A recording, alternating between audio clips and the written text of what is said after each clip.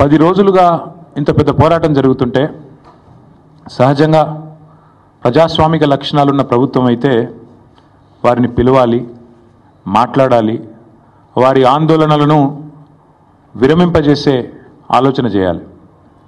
కనీసం వారితో పిలవకపోయినా కనీసం అక్కడికన్నా ప్రభుత్వ ప్రతినిధులను పంపి ఒక మంత్రి గారినో లేదా బాధ్యత గల వ్యక్తులను అధికారులను పంపి వారికి కొంత వివరించి చెప్పే ప్రయత్నం చేయాలి.